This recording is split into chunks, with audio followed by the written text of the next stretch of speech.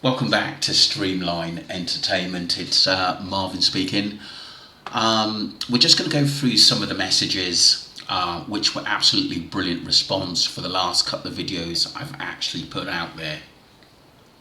What I've noticed is that there's a lot more trolls actually coming on and trying to get a reaction from myself to stop talking about the Jay Slater case. I will not stop, and I'll close you down straight away for those who are not interested in finding the truth about Jay Slater. You're more than anyone can question what I say. I don't mind, and put it out there. I'll answer them as best I can. But people who come out there, stop talking about him. You're talking about a dead person. This person was killed for bad reasons, and we believe as the public that something sinister happened to Jay Slater, and we want justice for that. So if people aren't interested in coming on my channel and wanting justice for Jay Slater, then you'll be closed down very, very, very quickly and blocked. It's just as simple as that. What we're trying to do as a family, as a public family, is try to analyse what happened to Jay Slater. Yes, it's very, very hard because we haven't got timelines, but we keep searching, we keep hoping and praying for leads that will get justice for him. Yeah, we do. People have said to me, Marv, this happens all over the world. Yes, it does, but I have a daughter, and I'm sure a lot of you which watch my channel will have families and daughters and sons, or relatives that have kids. So all we want to do is just make the world a safer place and keep the young people from falling into the traps which happened to Jay Slater. Thank you for that. Let's just get into some messages. Someone said, I still think the family know who killed Jay and is closer to home than everyone thinks. For me, Brad is innocent, but he can't say anything because he knows what happened. Lucy is the one the police need to question. It's a good point there. I think Brad does know a lot more than what he's letting on, but what I would say is that I think that Brad may have been set up to actually play Jay, or threatened to play Jay Slater in the scenario of being at the Airbnb and walking up towards the mountain away from where he was supposed to be going. Someone else said, this is a good point from Richard, who's made some brilliant points. Jay didn't smoke, he used a vape. Yes, that's very, very true, and his mum said that as well. He found the night of football I was around when news broke. Yeah, that is true. It was when a lot of people... And I just want to sort of make this point. It happened on a Sunday. You're right. The funny thing is, I didn't get confused. I was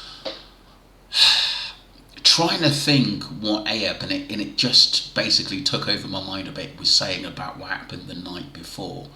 And I'm just wondering whether, could it have been about money? Could it have been about rugs? Could they have had an argument who what was doing what, and Ayub was in charge of them? There's a possibility they could have been altercations leading up to what happened the Jay Slater the next, the Sunday, going into the Sunday evening, Monday morning, should I say. Someone said, Marie, if the British police are in Tenerife, then they took not of Dan O'Keefe's video, not allowed to talk, investigations going as jeopardises it, justice for Jay. That's totally true. That's totally true. We haven't heard from Dan for a while, and I'm surprised he hasn't come out and said nothing. And maybe, like I said, one thing we do know, people are thinking that Dan is on about the Russian video. I don't think so. I personally think that there's another video that he's seen, because he seems adamant about it at the end of the day. And whether it'll come out, I'm not so sure.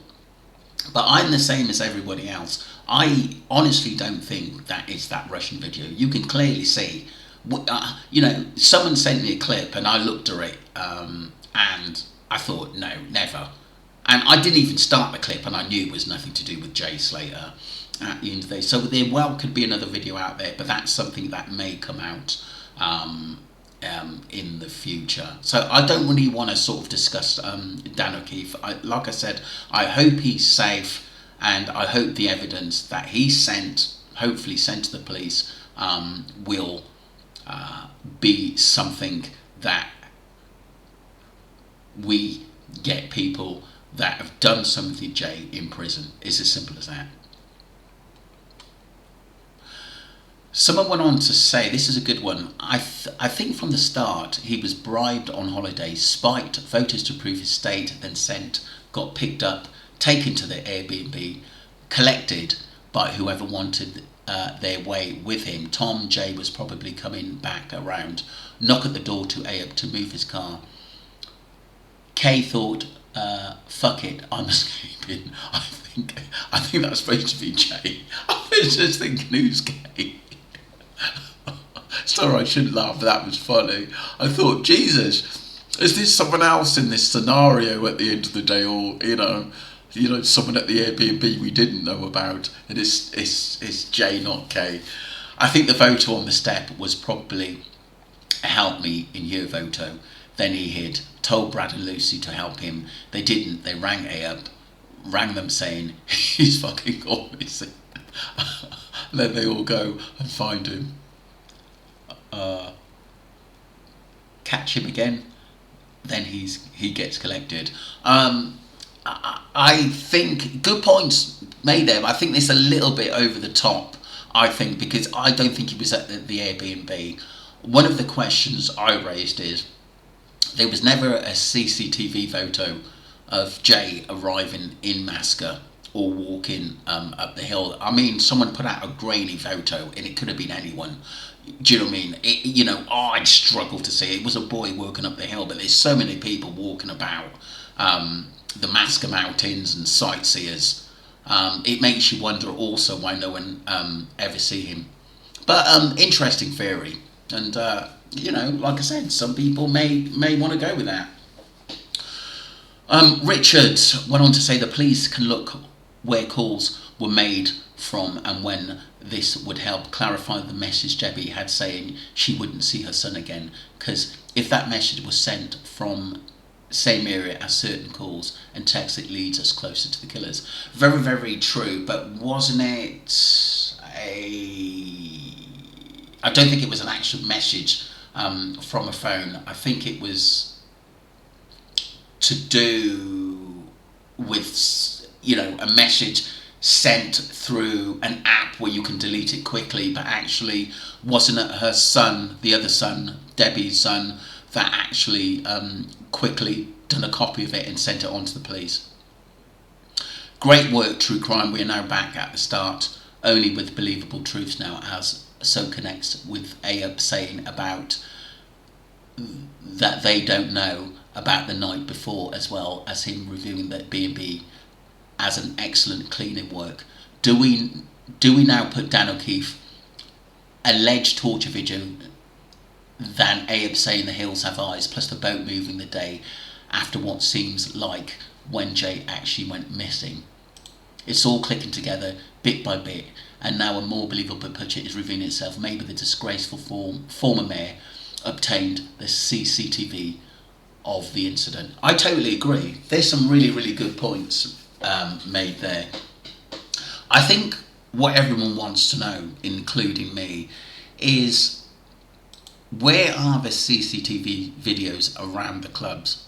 Why were the police not able to show them? Because our police certainly would have showed if someone goes missing, they show people the last, the last tracks of when someone went missing. You see it all the time. Why is that? Why are they hiding so much information? And if people have got videos, please hide them into the police, because if there's a ruckus outside the club, everyone gets their phone out, home and abroad. That always happens. So Richard went on to say, I bet the people involved hacked his online account as well to delete any troubling posts. Of course, someone has Jay's phone for several days, remember. Totally true. Great point, Richard. Totally.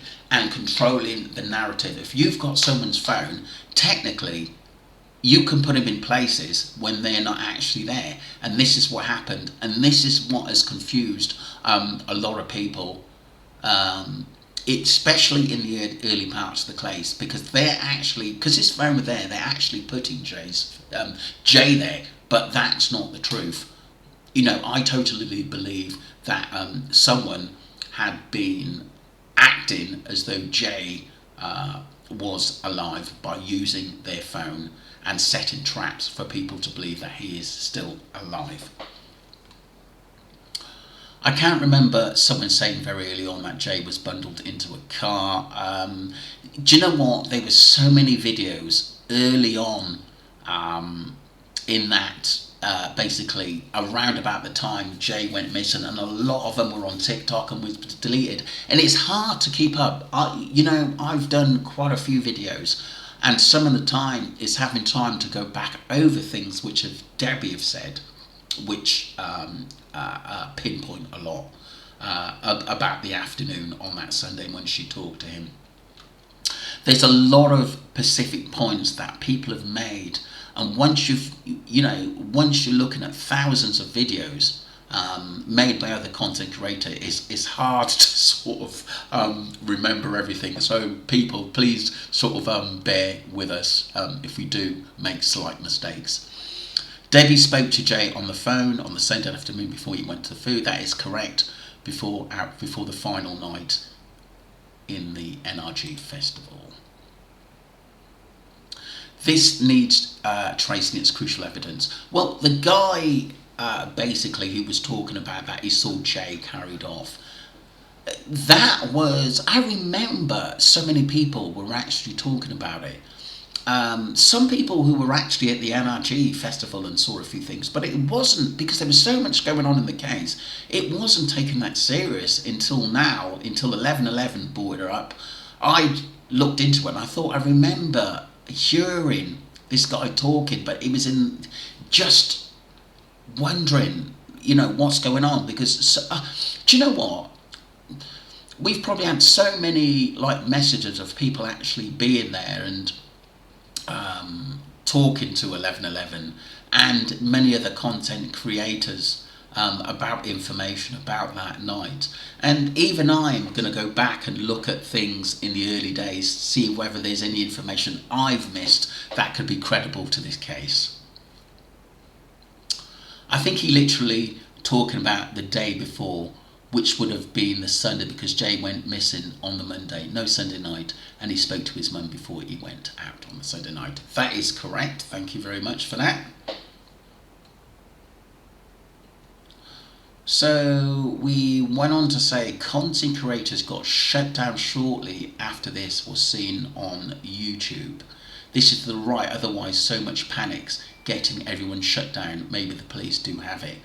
Yeah, there's a possibility. What I have noticed is that there's a lot more trolls around, and other content creators have actually said that at the end of the day. But I will not be giving up on the Jay Slater case. No chance. No chance of that until we get justice for him. And like I said, for those people who don't want me talking about it, don't come to the channel. There's actually thousands of YouTube channels you can go and see. At the end of the day, look at other content creators. I will not be, like I said, closing the Jay Slater case down unless his parents say that they want content creators to actually stop, and then I will stop. But for now, we march on. So someone wants to say, I saw a video where Debbie stated she talked with Jay on the phone the day he vanished for the last time. Guess it was the Sunday daytime. That's correct. We were hanging around the apartment. He was tired from the event. They were because they were out Friday and Saturday, and they wanted to go to the last day of the event in the evening. So why didn't he give the footage to the British police? Well, if this guy lives out there or goes out there all the time, I think what it is, people, they know the queue.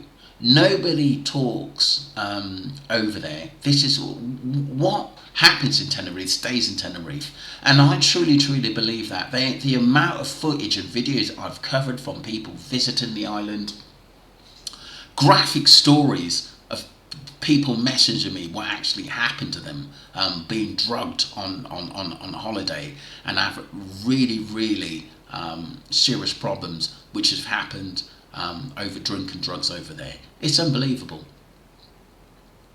So we move on. Someone said the beach CCTV footage is from Los Cristianos, which is at least a mile away, which is not that far. What's that, 10-minute walk from Papagayo Beach Club. Look back Debbie's interview. She said she spoke to Jay on the phone on Sunday afternoon. 11:11 True Crime recently showed a short video clip about the decomposition time frame.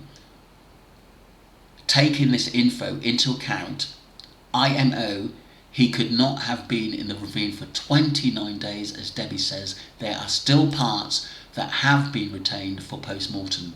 According to the time frame, it would not be possible to acquire parts after 10 days max. Also, I find it strange that although the Airbnb is listed for rental online, there's no availability on any future dates.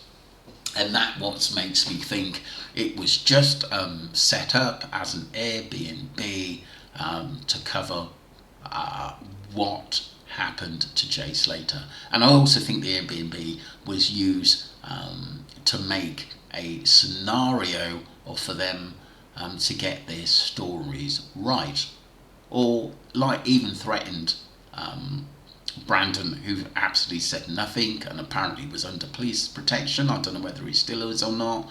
Brad, who had a black eye, and did he take maybe a beating from the bosses because he didn't want to go along with the narrative, but he had to because he may have gone, sadly, the same way as Jay.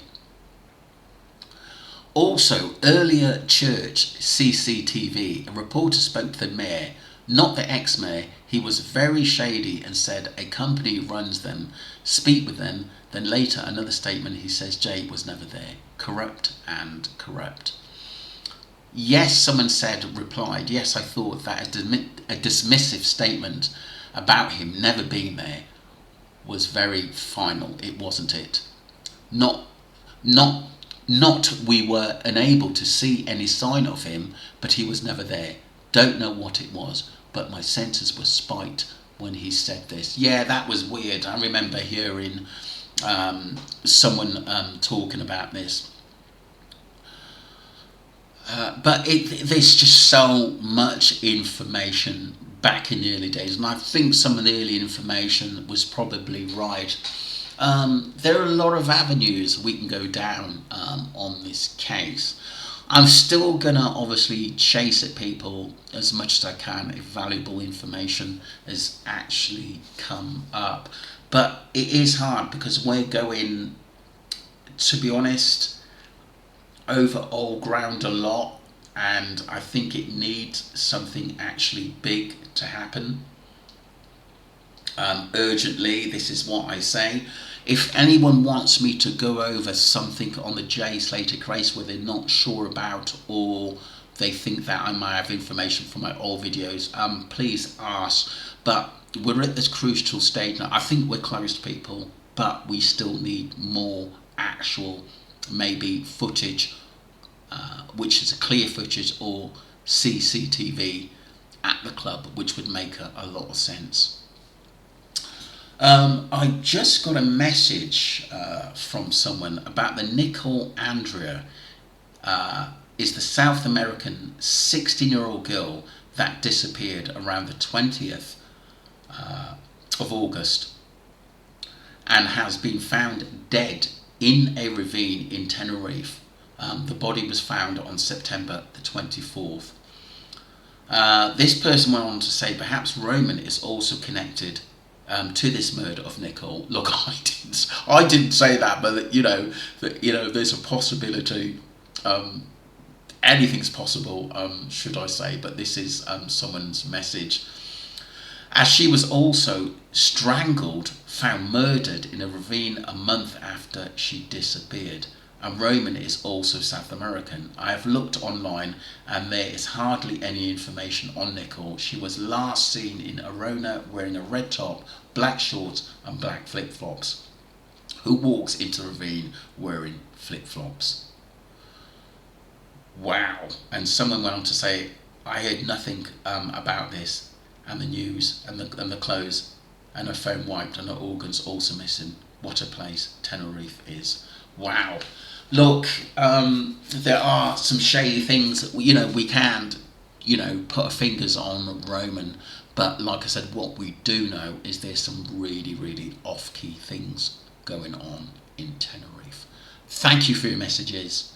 I am going to start on the Jay Slater case if I have updates. So if people do want to talk to me, go to streamline_entertainment@yahoo.com. You can find me there, okay, or message me if you have any good information that can help us get justice for Jay Slater. Thank you very much to all the new subscribers and the people that support me. Thank you.